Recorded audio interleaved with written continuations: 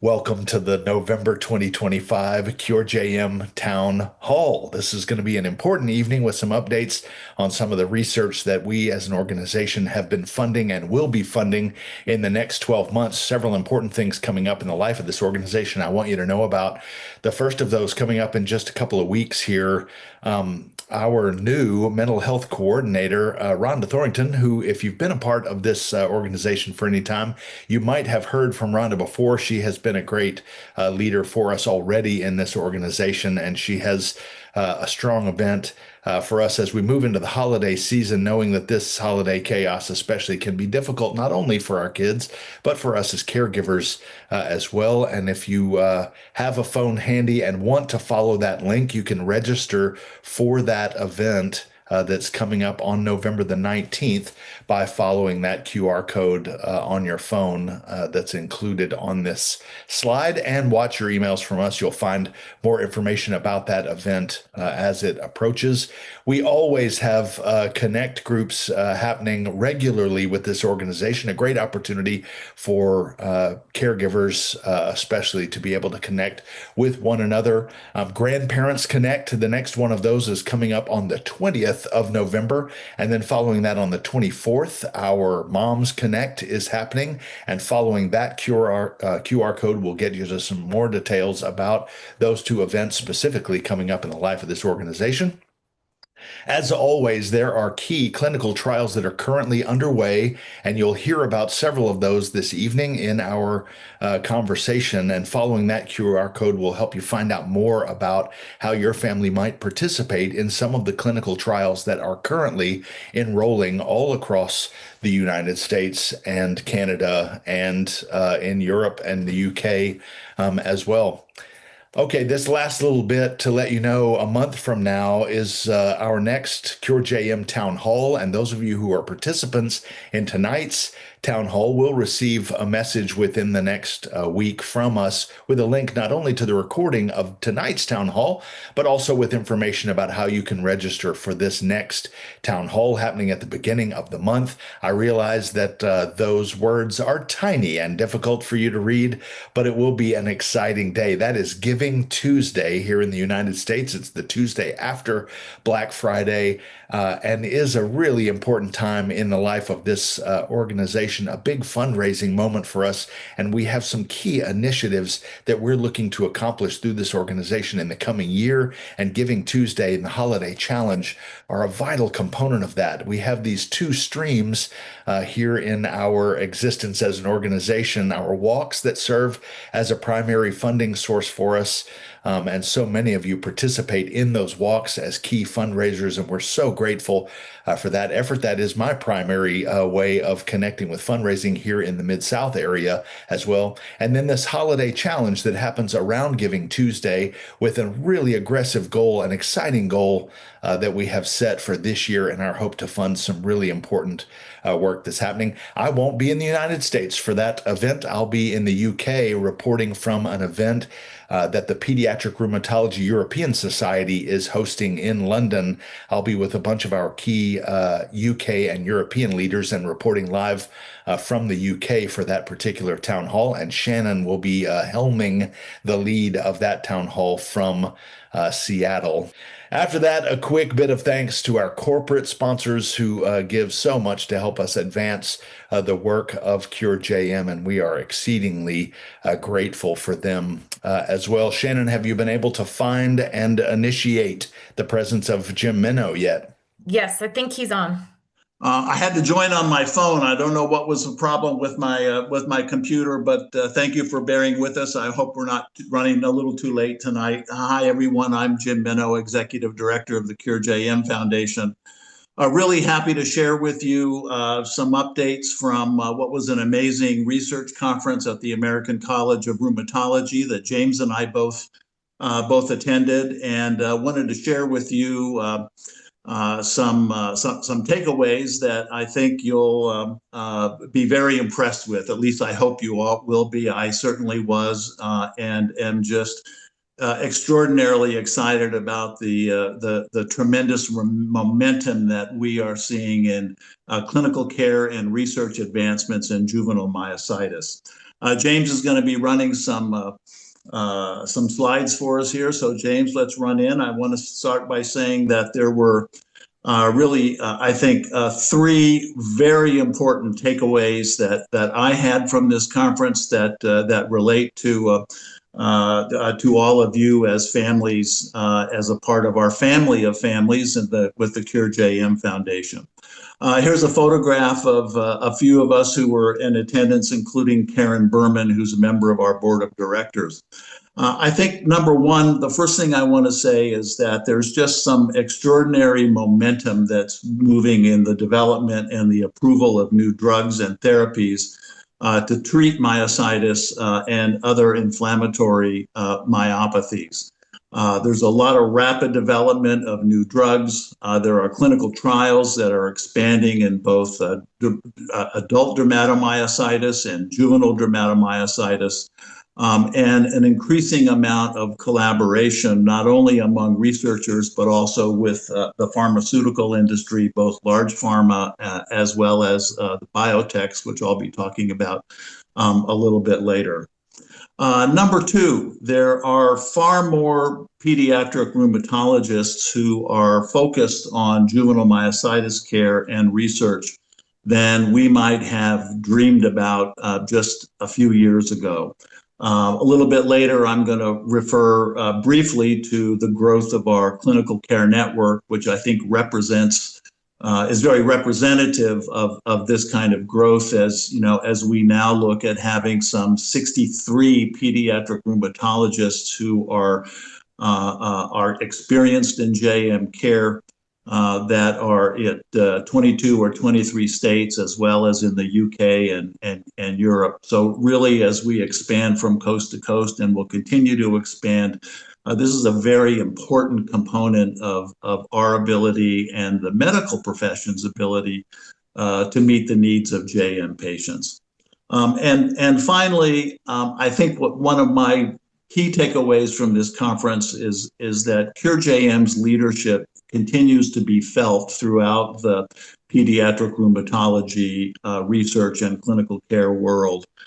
This leadership is really fueled by your engagement, and we hear time and time again from pharmaceutical companies as they start talking with some of our parents and chapters around the country as they try to gauge their ability to run a successful clinical trial, that no organization that they have ever come across has the kind of passion and engagement that all of our families, all of you and all of our families bring to this effort. So thank you for that, because it makes a significant difference as we look at clinical trials for some of our upcoming drugs in JAK inhibitors, in CAR T therapy, and others.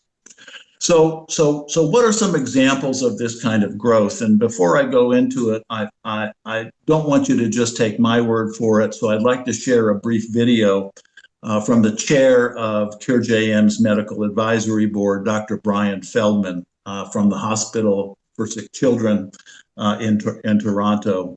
Dr. Feldman's been a global leader in JM research and care. We're really, truly fortunate to benefit from his guidance and leadership.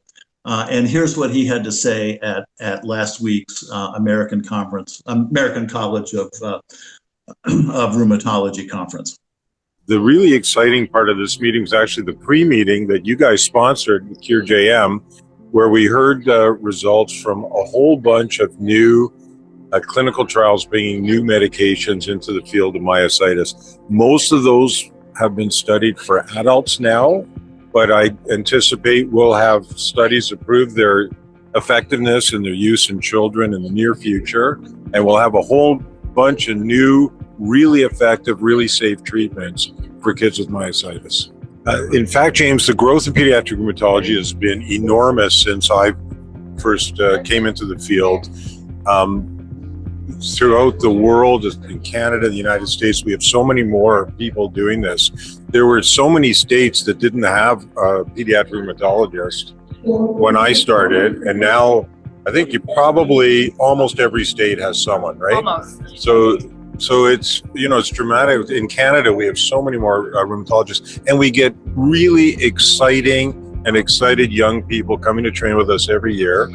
And not just in rheumatology, but we have people specifically training to learn about myositis all over the world. I've got two people with me right now, one from Israel, one from Italy, that are going to go back home and with all kinds of myositis experience to bring that back to their communities.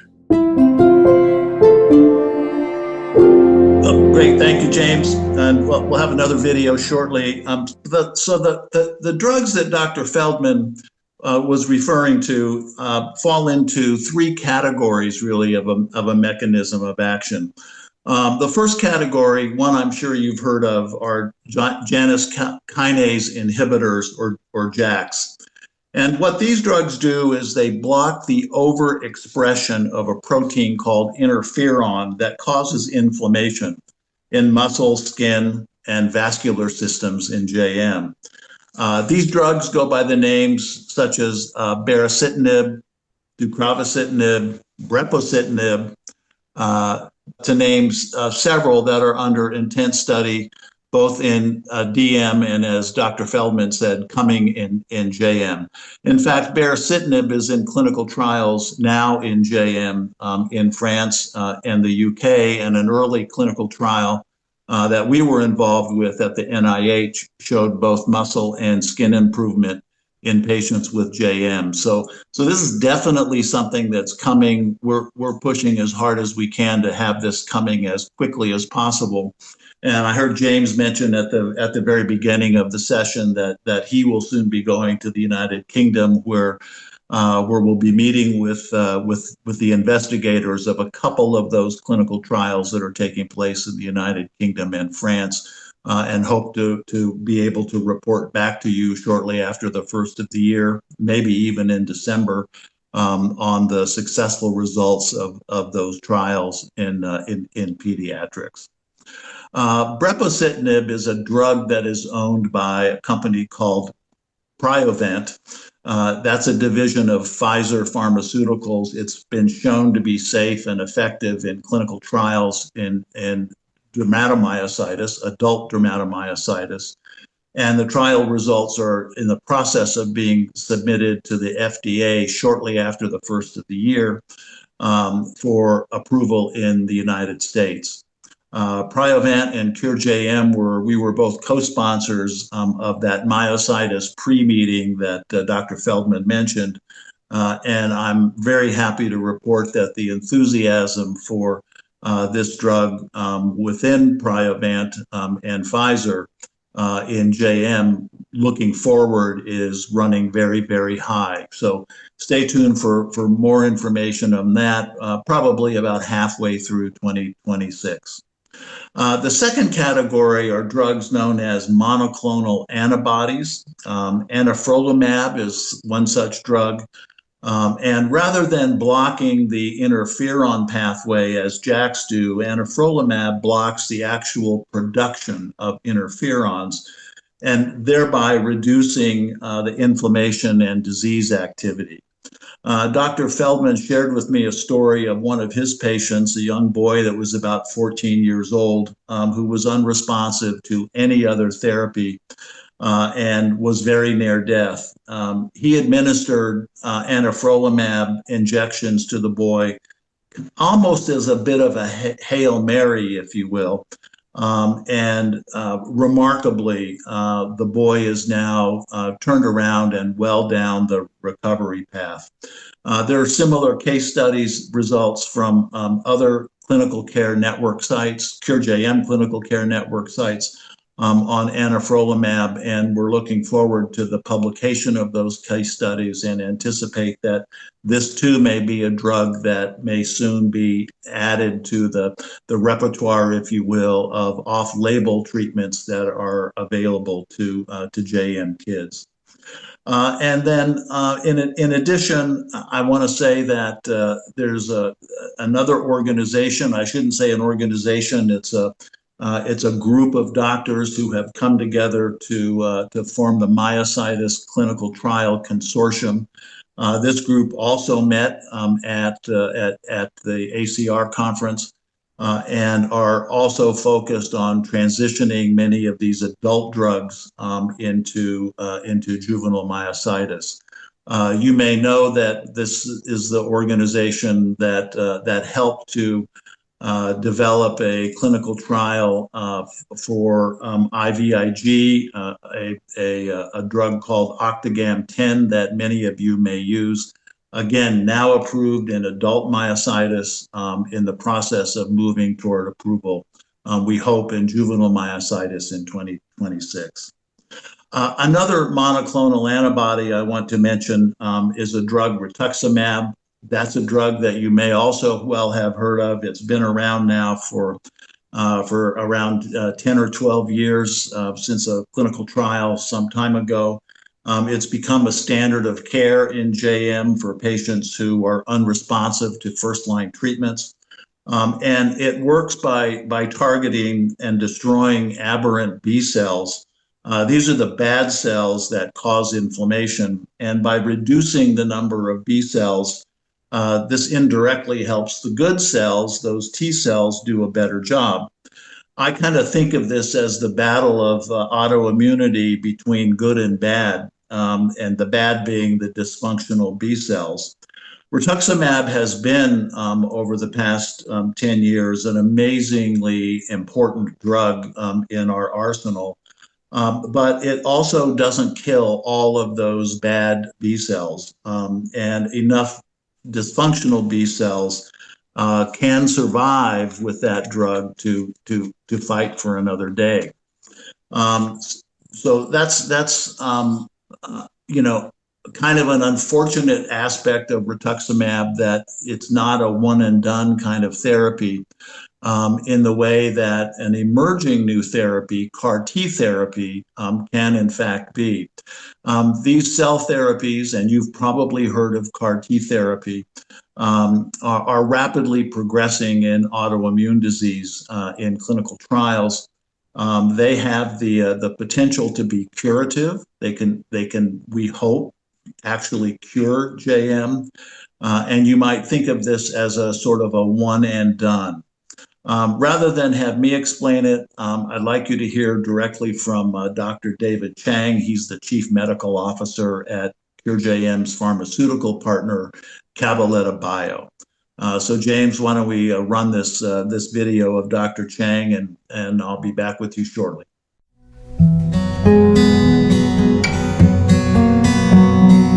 Hi, I'm Jim Minow with the CureJM Foundation. I'm here at the American College of Rheumatology annual conference with Dr. David Chang, the Chief Medical Officer of Cabaletta Bio. Cabaletta is a partner with CureJM and other organizations in running what we think is one of the most important clinical trials for a therapy called CAR T therapy, which has enrolled its first juvenile myositis patient here in the United States just recently. Let me ask Dr. Chang a question, if I could. Absolutely. How are you finding the trials are going? And when do you think we'll start seeing some results that we can share with our families? Right, so the studies are going very well. So we have multiple studies, not only in myositis, but other autoimmune diseases. But currently with our myositis studies, we are focused initially on the adult patients, but as you had mentioned, we have enrolled our first patient and dosed our first patient with juvenile myositis, and we anticipate that there will be a second patient shortly as well. So they are progressing very well. We've dosed multiple patients. We are presenting here at the American College of Rheumatology this week on the results of some of those patients who have been treated, adult patients, and there will be a mention of the first patient with juvenile myositis who has been treated safely. Terrific. And tell us a little bit about how CAR T works and why juvenile myositis patients, particularly those with difficult cases, should be interested in it. You're right. So it's a very innovative technology. So it isn't a pill, isn't just a shot. What it is, it's a therapy that is designed from the patient's own cells. So the cells are taken from the patient's own body, and through genetic engineering, we actually modify their patient's own cells so that those T cells can be reinfused back into the body and the patient's own T cells are now supercharged so that they will fight the disease. So that's how it works. So it's a concept of patient's own cells that are doing the work of getting rid of the bad cells in their body. So that's what makes it innovative, because it's patient's own cells, it's a cell therapy, it's also a gene therapy, so all rolled into one innovative technology. The second question you asked was about why is this potentially an opportunity for juvenile patients? And the reason is because there are some very good therapies out there. We heard that there's results of a study that just was reported to be positive, which is very exciting news. But CAR T therapy is an opportunity for kids in which they are either refractory to multiple therapies, or secondly, they don't want to be on long-term therapy. Because the concept here is that it is potentially one and done therapy. So if they get that one infusion, they could be for years or longer, if things work out really well, could be without disease or with minimal disease off of therapy. So I think that's what makes it unique, is that it could be a one and done therapy, so they don't have to be on long-term chronic immunosuppressive medications. And one last question. I understand that in patients in related autoimmune diseases, like lupus, for example, that those patients are now moving into their, I believe, 4th year in complete remission, and we don't yet know exactly how long remission may last, but it's looking very promising. Is that correct? Right. So the first patient who was ever dosed with a CAR T therapy was a young woman who had lupus in Germany. And that patient, I believe, is now 4.5 years out and still in drug-free remission, meaning off of all therapy with one-time therapy.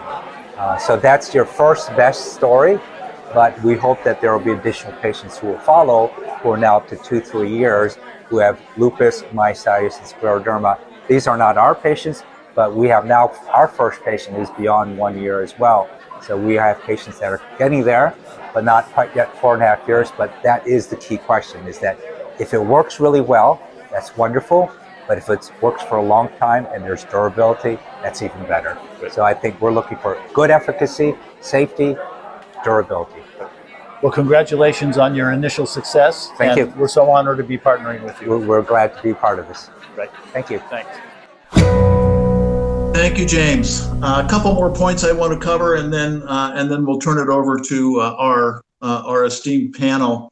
Many of you, I think, know Dr. Lisa Ryder at the National Institutes of Health. She is our former chair of our medical advisory board and one of the world's leading experts in juvenile myositis.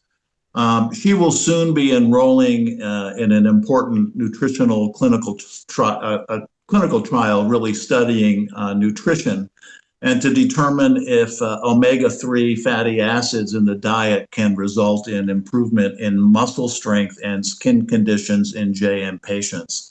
This is important because if it proves out, as Dr. Ryder hopes it will show that this is something that we can all do at home for our children to really improve their quality of care and reduce inflammation.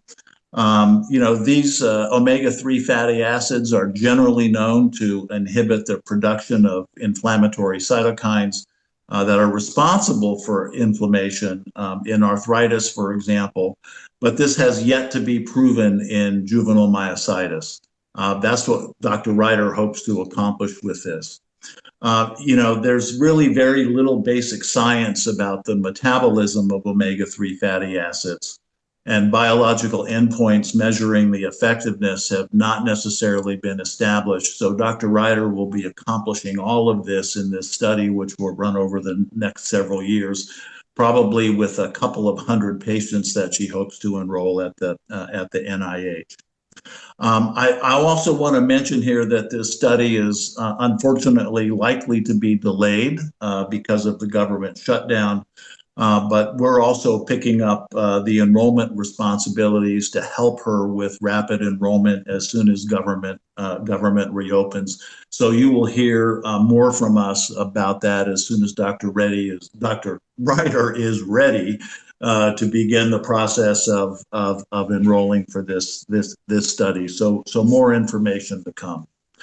Finally, I want to just talk briefly about the ongoing expansion of our clinical care network. This is our network of physicians around the country. I think I mentioned a little earlier on that we were at 63 physicians now from coast to coast, with a couple also in the United Kingdom and in Italy. We're now in 22 states with JM expertise. And I think over the next couple of years, we can see that number begin to move up to 30 and then 35 states as our ongoing clinician training efforts take more and more root, and more physicians are really joining the network after developing the kind of expertise that we know is necessary to successfully treat a complicated disease like juvenile myositis. Finally, I just want to mention that that we are later this month going to be announcing new grants that have been funded by all of the hard work that you have done in helping us fundraising in all of our fundraising around the country. We have in this year's budget grants to make to 13 clinical care network hospitals. That's $130,000. New large grants for major research projects be another $400,000.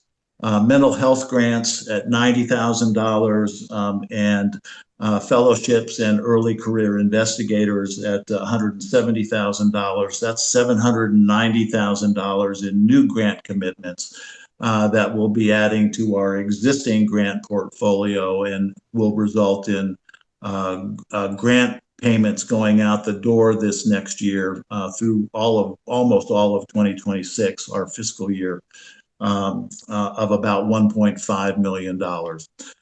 That will be a record year for us in grant commitments, and I just really can't thank all of you enough for everything you've done to help us be able to fulfill those fiduciary responsibilities to our grantees. We do this, of course, through the Holiday Challenge. That's very much what we think of, or I think of, as our continuum of progress. So we can continue to accelerate our research, so we can continue to focus on the things that matter most to improved care, and ultimately, as you heard from Dr. Chang, something that can and will be optimistically a cure for JM. I'm going to stop here and turn it back to James, because we have an esteemed panel who's here to answer many of your questions. And so questions that you do have, please direct towards them because they have far more expertise in this area than I do. So James, back to you. Wonderful. Thank you, Jim. I wonder if you will, as we discuss some of these things that are coming up, as questions come up for you, if you would start at least by placing them in the chat, we might have the opportunity to actually discuss one-on-one with these panelists toward the end of our time together, some of the questions that you've got. But if you'll place them in the chat, type them into the chat, that'll give me an opportunity to bring some of those questions to them. If I may, let me pin some of our guests up to the screen here so that you can they're all three pinned. Oh, good. Brilliant. Good. Well, let me first introduce then Dr. Susan Kim. Dr. Kim is at UCSF Children's Hospital in San Francisco. She has been such a vital leader and mentor to so many other clinicians who are coming through that region and now serving in a variety of hospitals across the United States specifically. And we're so grateful for the leadership that she has offered. We have Dr. Sara Sabbagh as well from Milwaukee, who's with us this evening. Sara, it's such an honor to have you with us tonight, and we'll get to speak a little more specifically about some of the specific research that you have been a part of and part of your expertise. This is a great honor to have you with us tonight. Both of you, Dr. Kim, Dr. Sabbagh, have been such vital leaders in our clinical care network. And I know that that crew of now 63 clinicians depend on leaders like you who have been a part of this organization for a while for the wisdom that you offer not only in our training events, but even in the listserv with the occasional bit of support in those conversations. Another special guest we have with us tonight, some of you may have met before, Tyler Sorenson. Tyler is a clinical research coordinator at Lurie Children's Hospital in Chicago. Tyler stopped in for a little bit of our family conference when we were in the neighborhood this summer and was with us at the ACR conference in Chicago. Every time we come to Chicago, we spend a brief moment hanging out with Tyler Sorenson. But because that role is so unique, especially to the clinical trials that we are helping to support, I thought it would be interesting to have Tyler join us as well this evening. So thank you all three for being a part of our evening together. I'd love to start, Dr. Kim and Dr. Sabbagh specifically, with a question about these CAR T studies that we just heard about. This is such a revolutionary approach, and I know CAR T therapy has been around for 20 plus years now, and those folks who were a part of our family conference this summer got to hear Dr. Carl June present on some of the genesis of this particular approach. But I'm curious what you feel like specifically this reset myositis trial might mean for our families. Obviously, the pathway of a clinical trial is long and slow for the sake of not only the efficacy of the drug, but the safety of our patients. We're not going to rush toward general use of this CAR T therapy. But Dr. Kim, your site is now open and enrolling patients. Dr. Sabbagh, I believe you are about to open, and I think Lurie may have opened now as a site as well. Dr. Kim, let me start with you. Can you talk a little bit about what makes this particular study significant for our families here facing a juvenile myositis diagnosis? Yeah, I think everyone is so excited about CAR T therapy. I feel like the future almost feels like it's now. And it's so interesting that this is called Cure JM, and this medicine we feel like has the potential to cure JM and other autoimmune conditions. I think it really is a shot at less medicine over time or no medicine over time, but obviously it has to be studied well because we want it to be safe for our kids. But all the years that many of our children have to be on steroids and methotrexate and CellCept and IVIG and all their lab tests and all their infusions, I think it really has the potential of resetting myositis and really changing the trajectory of JM and possible cure. But studying it is so important because we want it to be safe. That's great, Dr. Kim. Thank you, Dr. Sabbagh. Let me follow up on that. Dr. Kim referred to this as a resetting of the immune system of myositis, and I know that that is a piece of the story even built into the title of this trial. What is the difference there between trying to suppress the immune system, which so many of our drugs do, versus resetting the immune system? That's a new way of thinking about treating this disease. Can you talk a little bit for us about that difference? Sure, absolutely. And I think I myself was even surprised by some of the data that have come out so far with CAR T therapy, because it is truly showing a reset. So we already have drugs that target the same cells that the CAR T cells target, but they don't really reset the immune system. They just kind of kill those B cells. And we're seeing with the data coming out of these CAR T trials that we're actually resetting the patient's immune system, and so that the new cells that are made are actually different somehow. And so it's really a paradigm shift of how we think about treating autoimmune diseases, and really hopeful based on the preliminary data that's coming out. Now, I echo Dr. Kim's statement that we just definitely need to really thoroughly study it and look at it closely before we would open it to just general patients, of course. But I agree, this is really a new wave of thinking about treating the disease and really hopefully curing. You know that we as families are all eager to move toward, we hear the word cure and we're eager to implement this. And I know there is intentional a patient pace, I suppose, in any research process like this. And knowing that JM is such a small population as well, I'm curious, how do we balance? Obviously, all three of you represent sites that are or will be soon enrolling patients in this trial. And yet we recognize at each site, there will probably only be one or a few patients who qualify. Why would you say, any of you, that the standard for participation in a trial like this is so high? Like, why is that bar set so high? What's the need to balance there between getting as much data as possible from as many patients as possible versus having very specific criteria for who can and cannot enroll in a trial like this? Yeah, that's a really great question, James. And so when we think about medicine, we always think of risk benefit. And so with a new therapy, the risk is always higher, just simply because we don't have the data yet to show that this is safe or will have efficacy in patients. And so we have data from other patients that it's safe and that it worked for them, but we really need to see that in our patients. And so to qualify for something like that, you've got to be pretty sick or resistant to treatment or have failed many therapies, because the benefit has to outweigh the risk.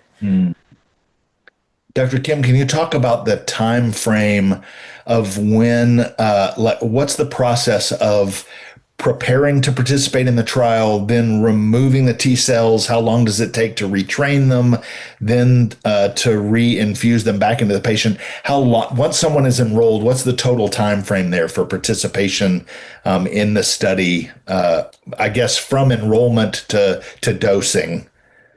Oh, can I just comment on one more thing just about because I think it is frustrating, even for me, how narrow the patient population we do allow into the study. But the reason for that is that we really want to have as simple information to collect as possible. We know that one JM patient doesn't look like another JM patient.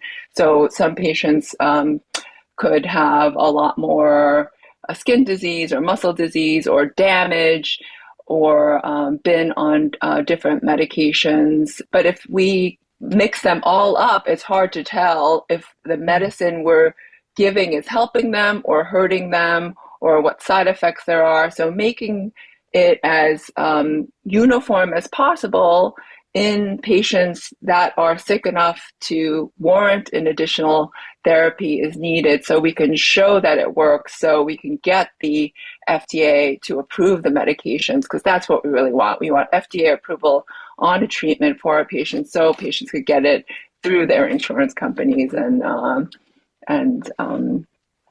get better. So I find it frustrating, but it's there for a reason. All the different ways that medications are studied in trials. We have screened several patients. We've screened several patients that have actually been primarily from outside of California, because we're grateful that the study is able to support lots of different patients, needs in terms of like travel and things like that, if their study is not available in their state or in their region. But there's a lot of prep that needs to be done because beforehand, because there are certain medications patients can't be on to be part of the study, because we want the treatment to be safe when they're receiving it. So if it is the perfect patient with none of the contraindicated medications and things like that, it literally could be this week that you come in for screening for it, for the study. Once you go through screening, if we're efficient, we've timed it so we could be efficient in terms of our screening. It takes about 1 week to get all of the data back, because it's like breathing tests, heart tests, blood tests, strength tests, like all kinds of different things that are looked at, and making sure that there are certain infections that would put you at risk. So that takes about, from screening to pheresis, takes about a week. And if you pass all the screening, you could go to pheresis. Pheresis might be a new word for many people. Pheresis is the special way that your blood cells are taken out of your body. The T cells are specifically removed out of your body to program your T cells to do the job it's supposed to do, to put the car on them to attack the B cells that are causing trouble in your body.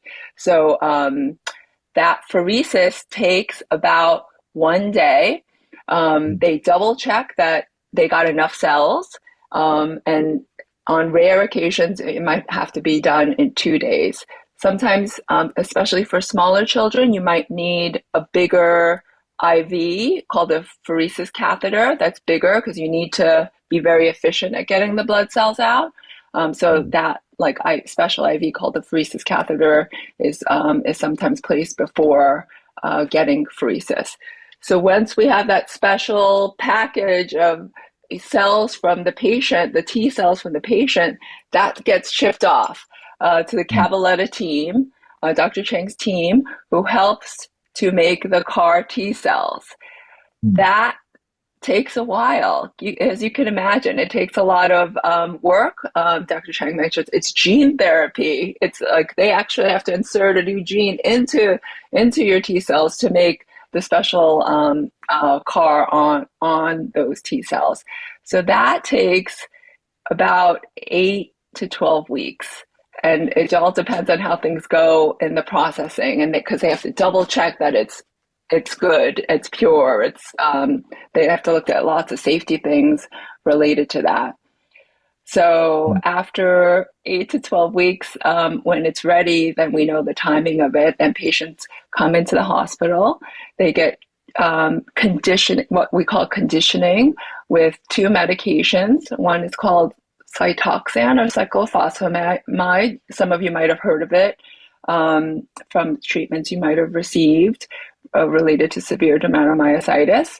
And one is called fludarabine. Those are just over 2 days, those medications are given. And then over 1 hour, the following day after you finish the conditioning, you get the magical CAR T cells.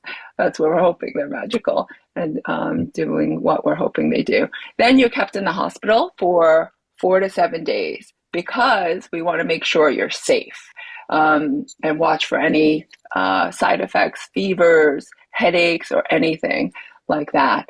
And after 4 to 7 days, if you're in good shape, you get to go out of the hospital, but you have to stay close by to the hospital that you received the treatment for about 1 month, because we want to make 100% sure, even in that 1 month time frame, 4 to 7 days later, we're pretty happy that you can go out of the hospital, but we want to make 200% sure.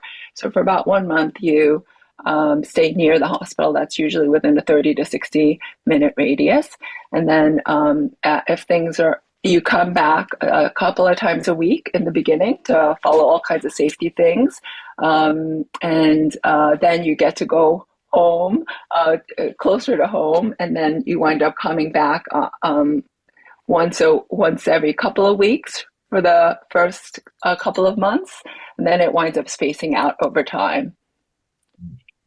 Okay, let me say, just because I know so many of the questions that our families have are about the ready use of this and how we might get to this.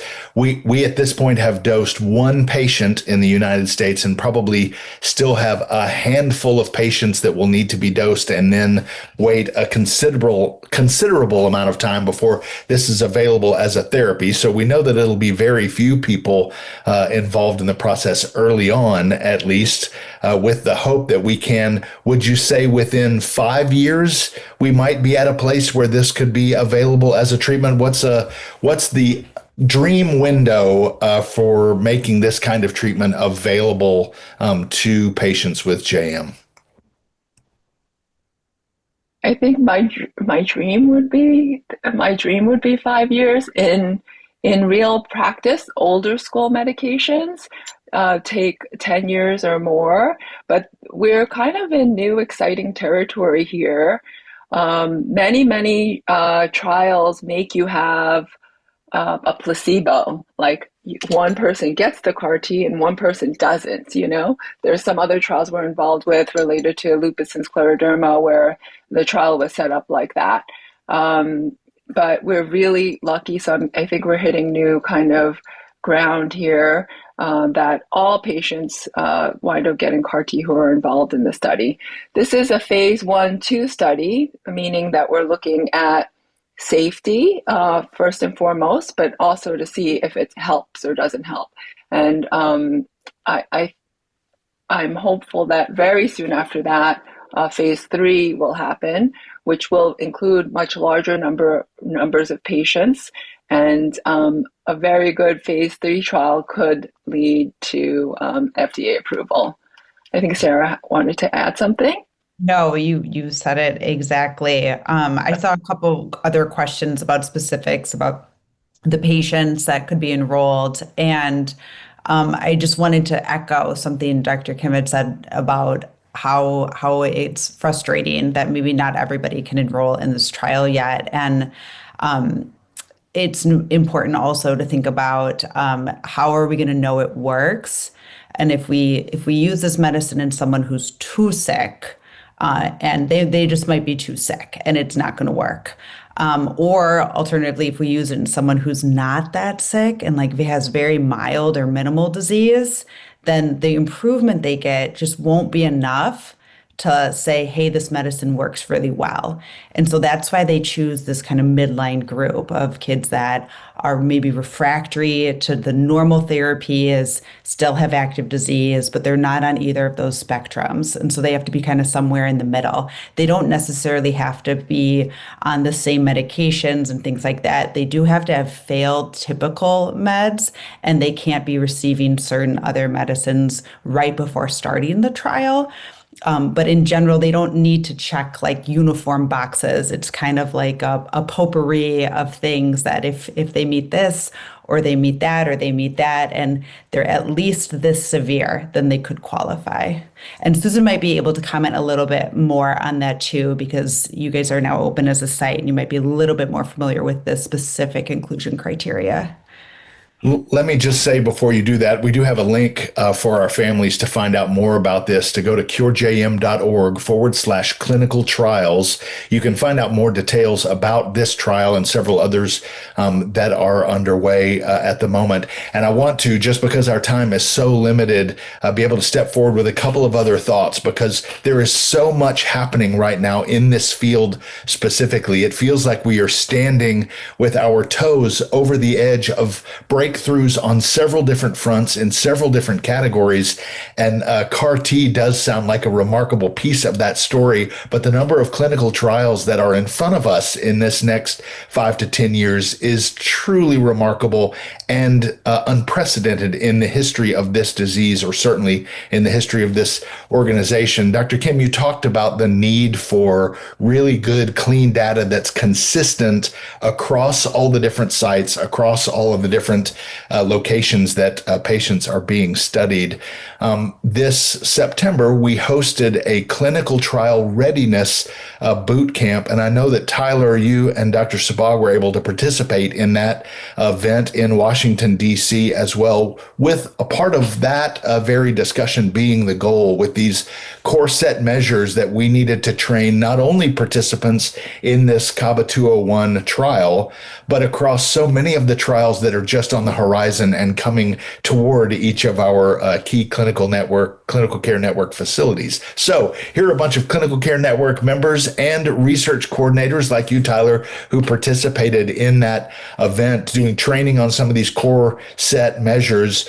Tyler, you specifically are going to be the guy at Lurie, and our clinical research coordinators are the ones who are walking hand in hand with families through this process at these locations. Can you give our families a glimpse of maybe what that clinical trial readiness boot camp was and your role moving with families and patients through the clinical trial process, what that might look like?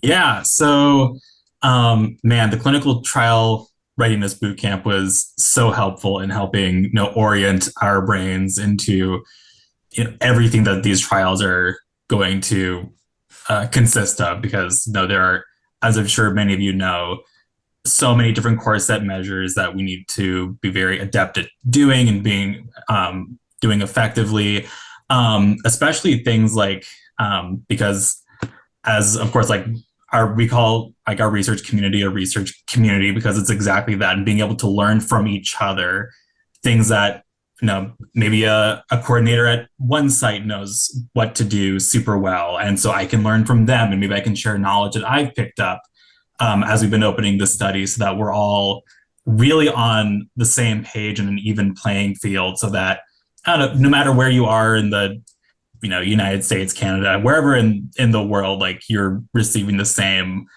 level of clinical trial preparedness across the board at all sites. So things like that were super, super beneficial.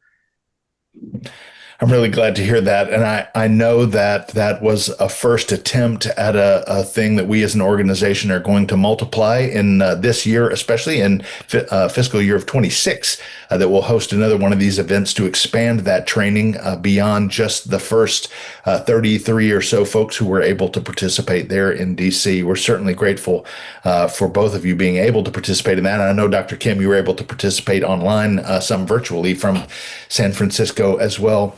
Let me ask, in response to what we have heard from Jim Minow about the variety of treatments, the variety of frontiers that are being explored with JAK inhibitors, with cell-based therapies like CAR-T, with new biologics like dazukibart, all of these deeper investigations I'm so curious to have conversations about in the UK, about mitochondrial dysfunction, about nucleic acid therapies. There are so many frontiers of study into this disease specifically, and autoimmune diseases in general. Are we searching for a silver bullet, and could CAR-T be that?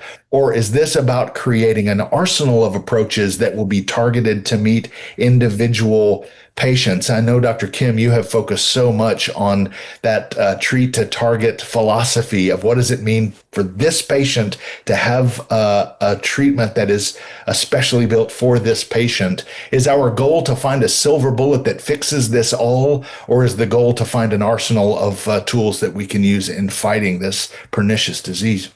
Wouldn't it be great if there was a silver bullet? Wouldn't it be great? But I think reality probably is that we will have to find the individuals that certain treatments work best for. If there probably are subsets of patients who just need a little Plaquenil for a year and that's it, and they don't need to go through all these kinds of invasive IVs and procedures and things like that. But it would be terrific if there was a silver bullet. But my guess is that this is going to teach us a lot about what the immune system does and how we can reset it in different parts of the immune system that we can possibly adjust. But my guess is that we'll need an arsenal. My guess is we'll need an arsenal. But my hope is that we have a silver bullet. James, could I ask a question from the chat? Sure. For Dr. Sabbagh. Dr. Sabbagh, it sounds like we're going to be waiting, a while for some of these new treatments. In the meantime, one of our dads in California had a question about would JAKs ever be considered a good first-line treatment? Yeah. Or maybe 1.5, maybe not quite a second-line treatment. Right. That's a great question. And yes, it's possible that they would. Now, we can't say definitively right now. We have treatment guidelines that we follow very closely. But as new data comes out, those are going to change. And it is possible that JAKs would be first line. But I think Dr. Kim brings up a really good point, too, that we need an arsenal of therapies because JAK inhibitors aren't going to work necessarily for everybody.